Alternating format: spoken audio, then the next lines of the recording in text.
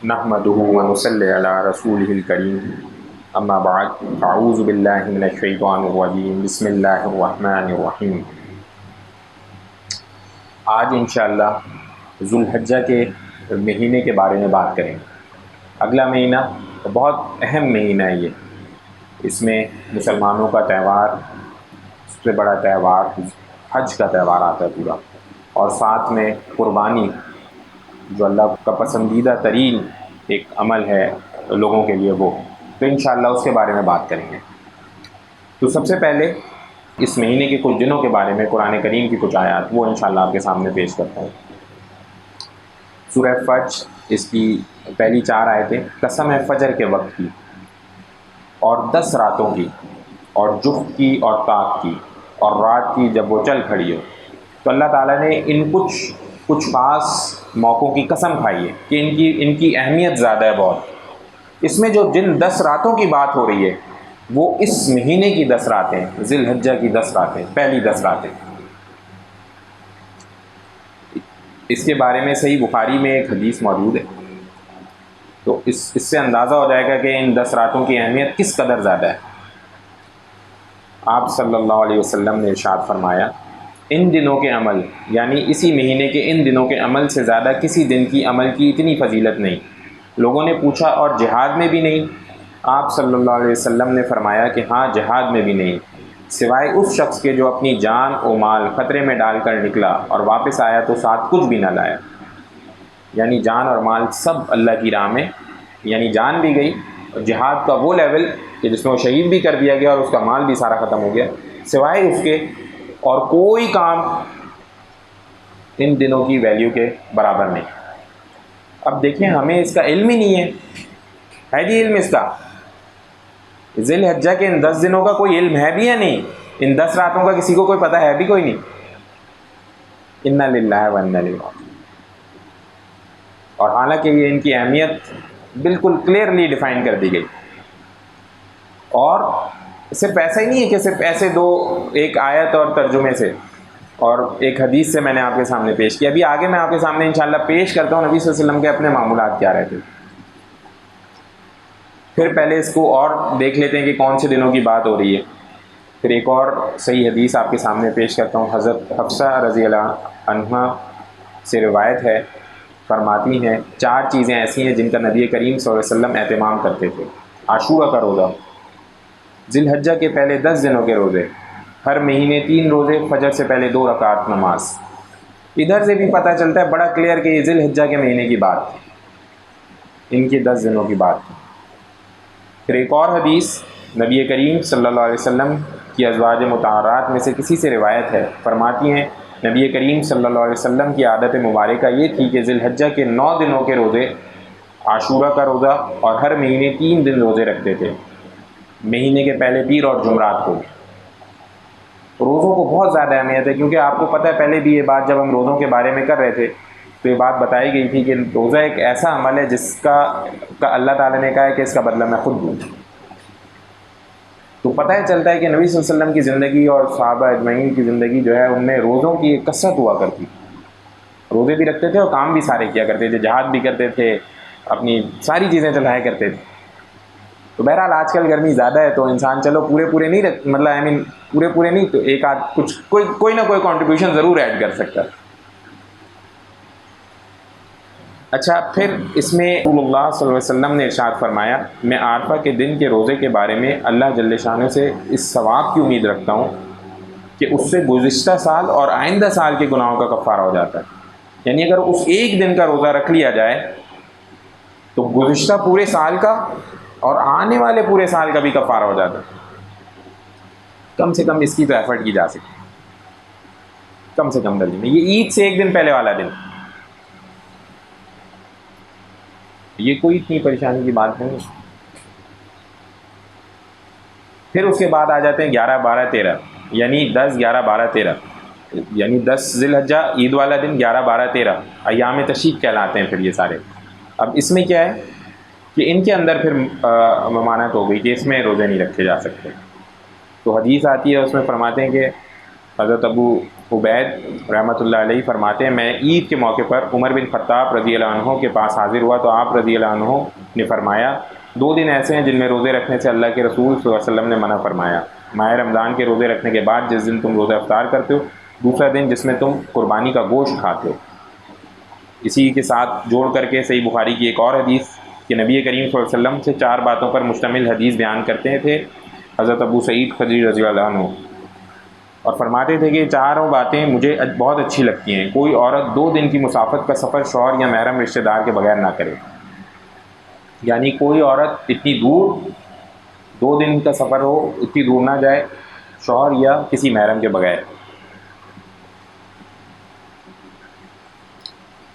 عید الفطر اور عید الاضحیٰ کے دن کوئی بھی روزہ رکھنا درست نہیں، اور 2 نمازوں کے بعد کوئی نماز نہیں، فجر کی نماز کے بعد یہاں تک کہ سورج طلوع ہو جائے اور عصر کی نماز کے بعد یہاں تک کہ سورج غروب ہو جائے، اور 3 مساجد کے علاوہ کسی مسجد کی طرف رخت سفر باندھ کر جانا درست نہیں۔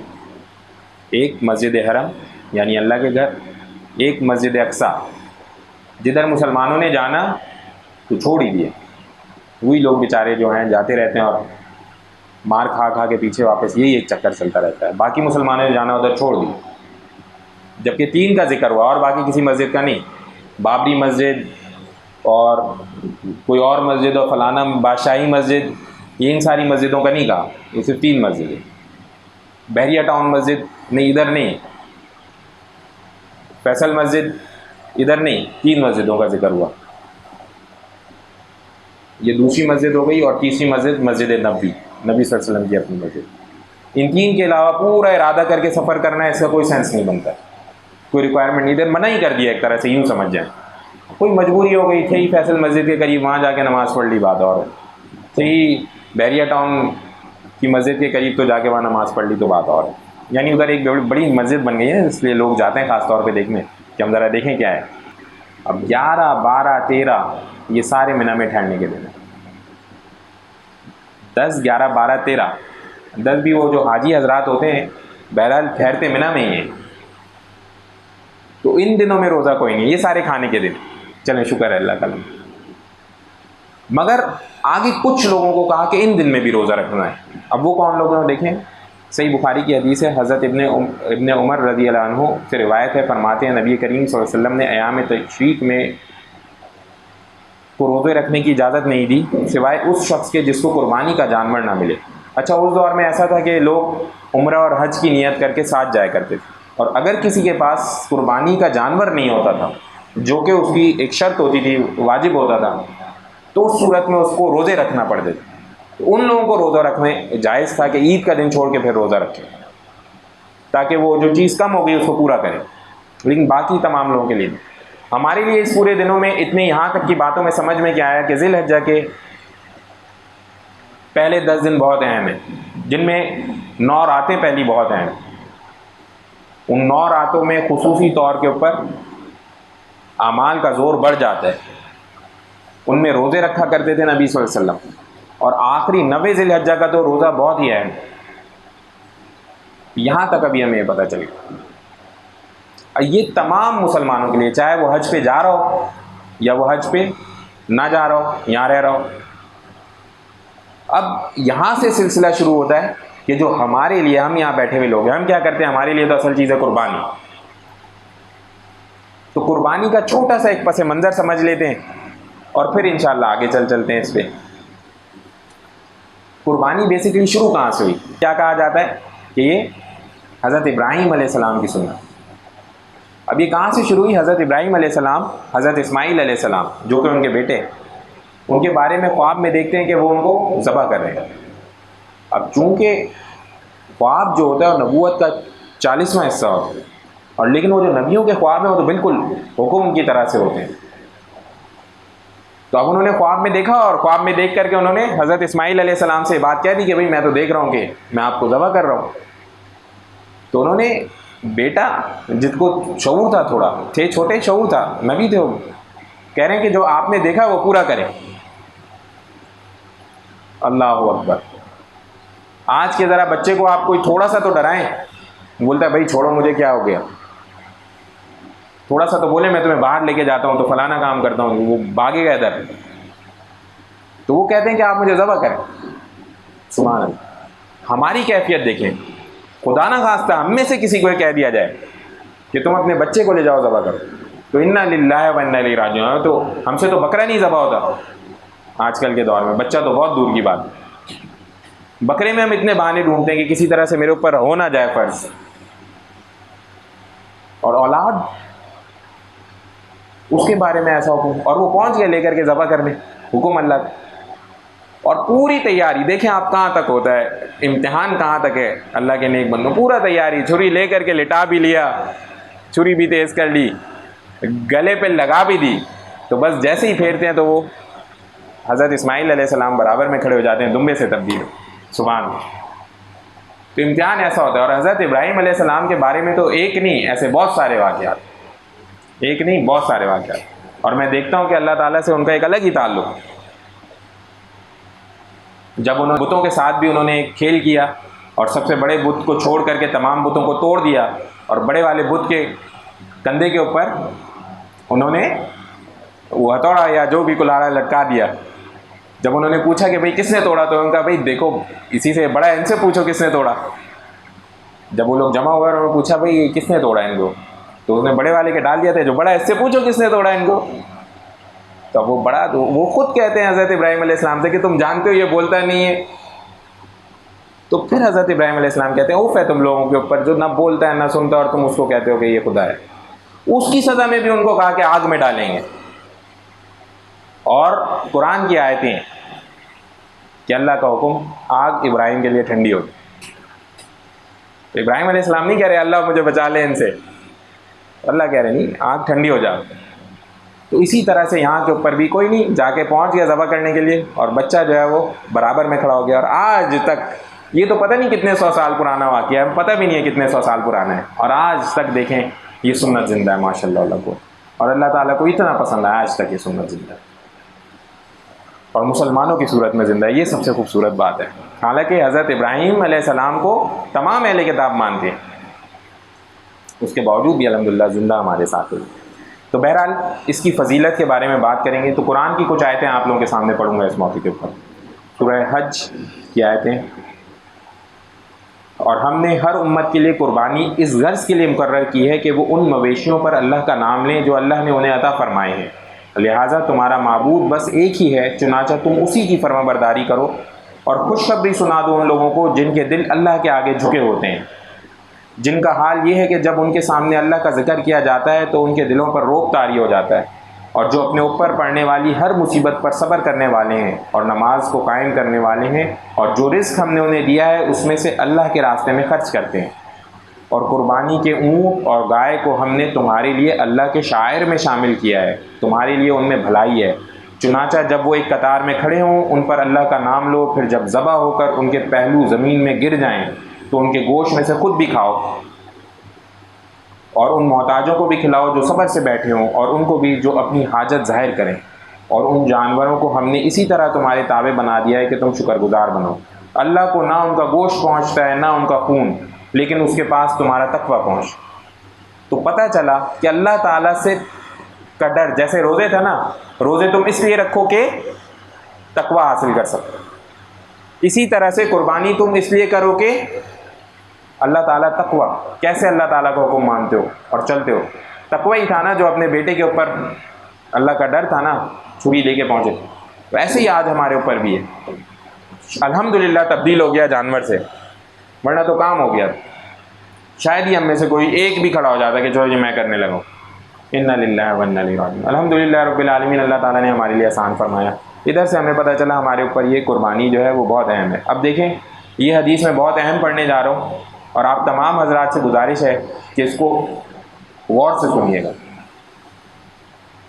صحیح حدیث ہے, حضرت ابو ہریرہ رضی اللہ عنہ سے روایت ہے کہ اللہ کے رسول صلی اللہ علیہ وسلم نے ارشاد فرمایا, جس کے پاس مالی گنجائش ہو اور قربانی نہ کرے تو وہ ہرگز ہماری عیدگاہ کے قریب نہ آئے. تو ہرگز ہماری عیدگاہ کے قریب نہ آئے. جس کے پاس اتنی وسعت ہے کہ وہ قربانی کر سکتا ہے تو وہ قربانی لازمی کرے. بہرحال اس میں صحیح طریقہ کار تو یہی ہے کہ اپنے اپنے اپنے علماء حضرات جو مسالک کے علماء حضرات ہیں ان سے رابطہ کریں، پوچھیں کہ بھئی مجھے کرنی بھی ہے قربانی یا نہیں. لیکن صحیح کیفیت میں آپ کو بتاتا ہوں کیا ہے. آج اگر کسی کو نکاح کرنا ہوتا ہے نا، وہ 2 ڈھائی 3 لاکھ روپے لے آتا ہے کہیں نہ کہیں سے، چاہے کماتا ہے 30,000 40,000 کیوں نہ ہو. آج جب کسی کو اپنے بچے کی برتھ ڈے پارٹی کرنی ہوتی ہے نا، تو 10,000 روپے جمع کر لیتا ہے، جبکہ اس وقت ایک حصہ 13,000-14,000 روپے کا ملتا ہے. یہاں جب آتا ہے نا تو ہم دیکھتے ہیں کہ ہمارے پاس 1 لاکھ روپے تو کم سے کم ہو نا، جو اس کا نصاب بنتا ہے، یا جتنا بھی نصاب بنتا ہے اتنا تو کم سے کم ہو. جبکہ حدیث میں اس طرح سے ہے کہ اگر وسعت رکھتے ہو تو کرو. اب یہ اپنا امتحان ہے بھائی، اپنے آپ کو کن میں گنتے ہو کہ جن کو اللہ نے دیا یا جن کو اللہ نے نہیں دیا؟ یہ تو آپ کے اپنے اوپر ہے. اب دیکھ لیں، امتحان لیں. صحیح کہہ رہا ہے نہیں؟ اسی طرح سے آگے ایک اور حدیث، رسول اللہ صلی اللہ علیہ وسلم نے ارشاد فرمایا، عید کے دن اللہ تعالیٰ کو خون بہانے سے زیادہ محبوب عمل کوئی نہیں. بے شک قربانی کا یہ جانور قیامت والے دن سینگوں، بالوں اور کھروں سمیت حاضر ہوگا، اور خون زمین پر گرنے سے پہلے اللہ کے یہاں پہنچ جاتا ہے. اس لیے تم لوگ خود دلی سے قربانی کیا کرو، اچھے سے پورے دل سے قربانی کیا کریں. ابھی وہ گرا بھی نہیں ہے نا خون، اللہ تعالیٰ کے پاس پہنچ نہیں ہے. اور طرح طرح کی اور روایات میں آتا ہے کہ یہی جانور قیامت کے دن دوبارہ لایا جائے گا، اور جو اس میں اچھا تندرست جانور ہے وہ بٹھا کے پل صراط سے پار کرائے گا، اسی کی سواری ہوگی، تو آسانی سے گزارا کرے گا. اچھا تگڑا جانور دیکھیں. اب جو استطاعت کوشش کریں.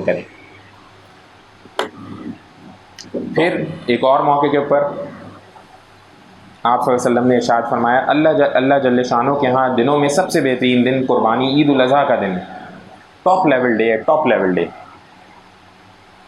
پھر ایک اور موقع کے اوپر حدیث پاک کہ نبی کریم صلی اللہ علیہ وسلم عید الفطر کے دن عیدگاہ کے لیے نہ نکلتے یہاں تک کہ کچھ کھا نہ لیں. عید الفطر کے دن تو آتا ہے کہ تاک کھجوریں کھا کے جاتے تھے، 1 3 5 7. اور اسی طرح عید الاضحیٰ کے دن نماز عید سے پہلے نہیں کھاتے تھے، یعنی نماز پڑھ کے آنے سے پہلے کچھ نہیں کھاتے تھے. تو صبح جلدی جلدی جاتے، نماز پڑھتے آتے، اس کے بعد اسی جانور کے گوشت سے اپنا ناشتہ یا کھانا شروع کرتے تھے. صحیح بخاری کی ایک اور حدیث، نبی کریم صلی اللہ علیہ وسلم نے فرمایا کہ جس نے نماز سے پہلے قربانی کر لی ہو وہ اس کی جگہ دوسرا جانور دوبارہ ذبح کرے، اور جس نے قربانی ابھی نہ کی ہو وہ کرے. یعنی ایسا نہ ہو بھائی غلطی سے ابھی نماز ہی نہیں پڑھی جا کے ذبح کر لیا. کچھ لوگوں کو اتنی جلدی، پتہ نہیں آج کے دور میں ایسا ہوتا نہیں، اس دور میں ایسا ہو گیا. تو ایک صحابی نے نماز پہ آنے سے پہلے ہی اپنا بکرا ذبح کر دیا، یا جو بھی جانور تھا ذبح کر لیا. تو نبی صلی اللہ علیہ وسلم کو بتا دیا انہوں نے، بھائی میں تو پہلے ہی ذبح کر لیا. انہوں نے کہا بھائی اب دوبارہ کرو. ان کا میرے پاس خود نہیں ہے، ان کا چھوٹی بکری ایک ہے. ان کا چلو آج کر لو، لیکن اس کے بعد اور کسی کے لیے اجازت نہیں ہے. بس ان کو لاسٹ اجازت تھی. تو اب یہی ہے کہ نماز پڑھنے کے بعد ہوگی. نماز پڑھنا لازمی ہے. قربانی کر رہے ہیں نماز نہیں پڑھی، یہ کوئی طریقہ کار نہیں ہے. تو نماز کے لیے پہلے ایفرٹ کریں، نماز کی جگہ پہنچے، نماز پڑھیں، پھر آ کر کے اب قربانی کریں. اسی طرح سے ایک اور حدیث،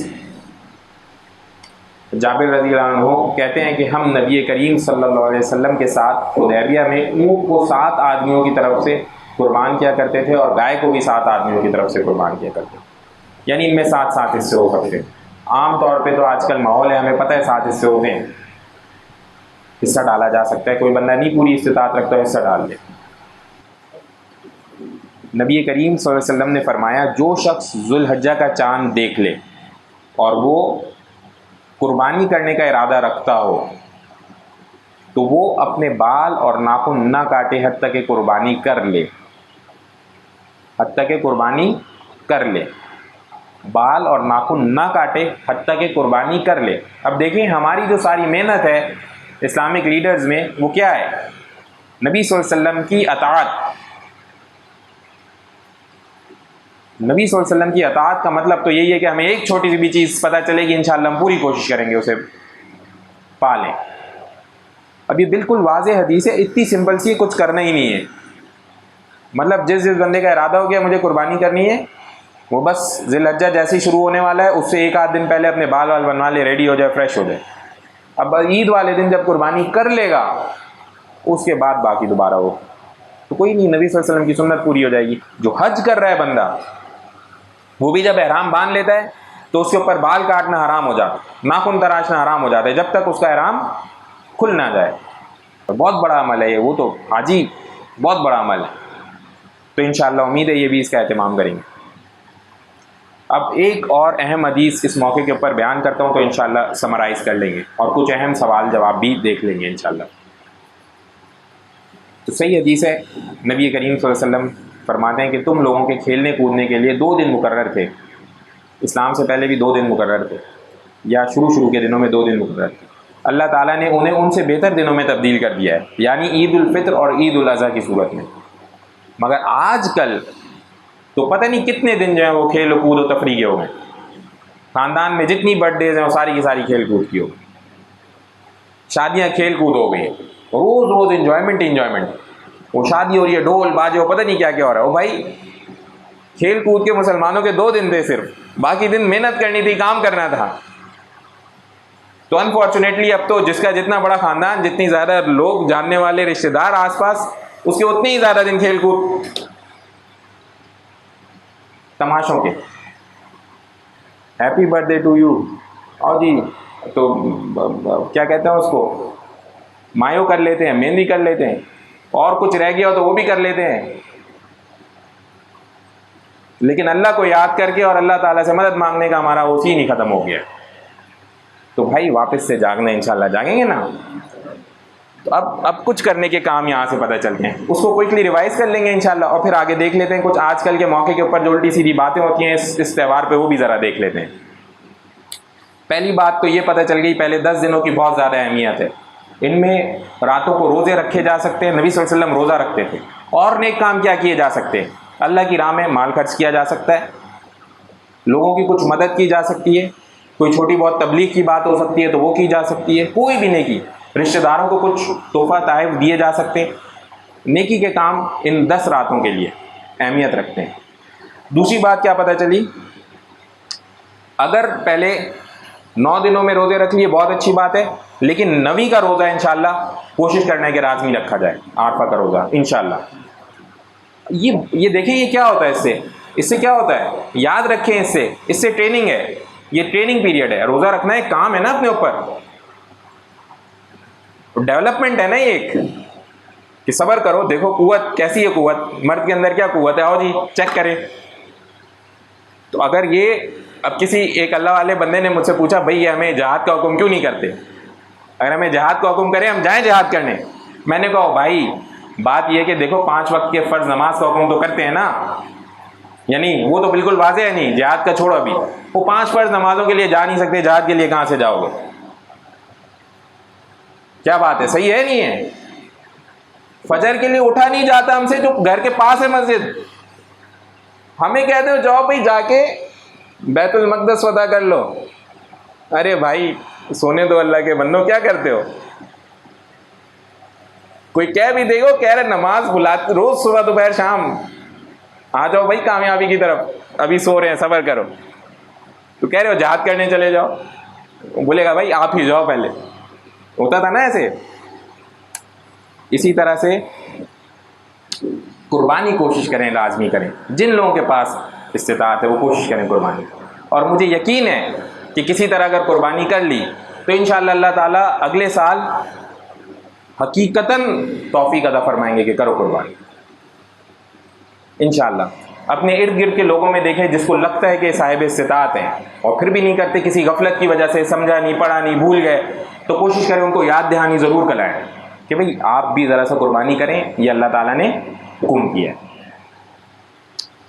اچھا، اس کے بعد گوشت جو قربانی کا، اس کے 3 حصے کریں. کچھ لوگ قربانی کا گوشت نہیں کھاتے، انا للہ و انا الیہ راجعون، کہ یہ قربانی کا خون ہے، مجھے قربانی کا گوشت ہے، مجھے اس سے ہیبت آتی ہے.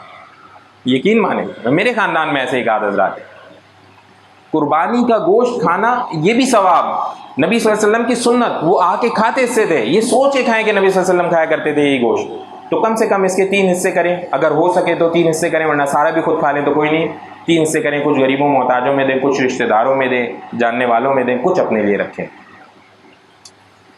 اچھا بھائی، جن کا قربانی کا ارادہ ہو وہ بال اور ناخن والی حدیث پہ کوشش کریں، پوری طرح سے عمل کریں.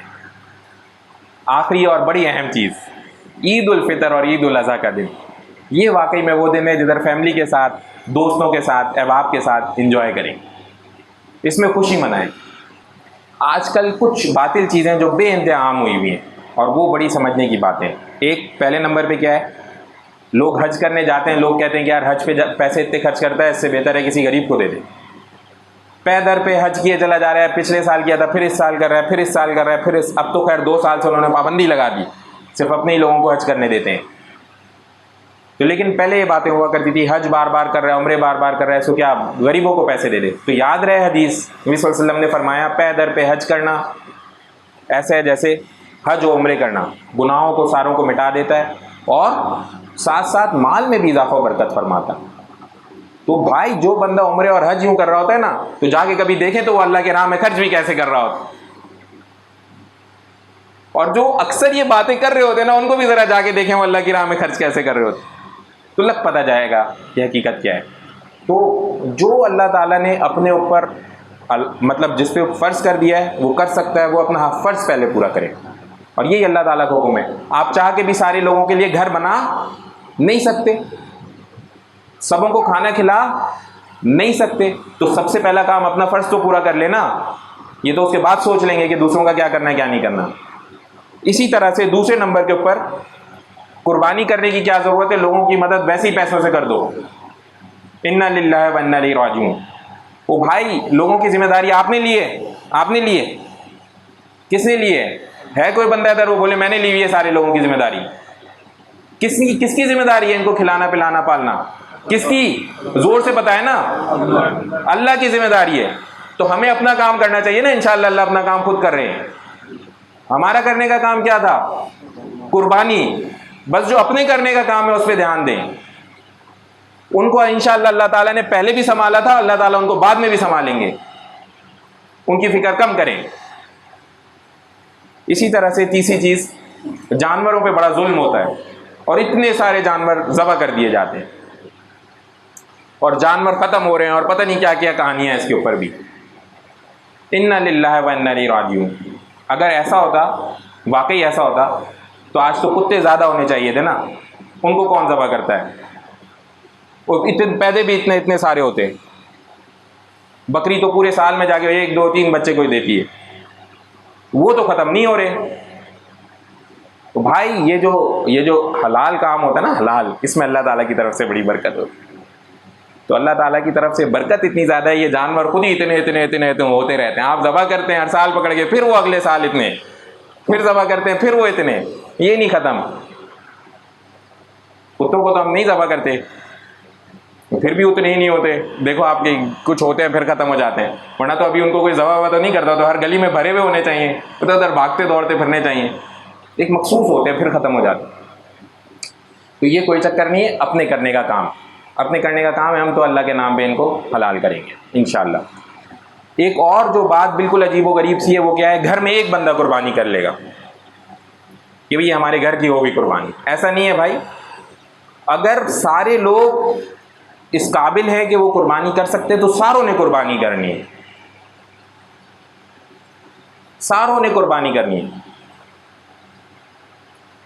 بھائی ہے بالغ ہو گیا تو پھر ساروں نے قربانی کرنی ہے.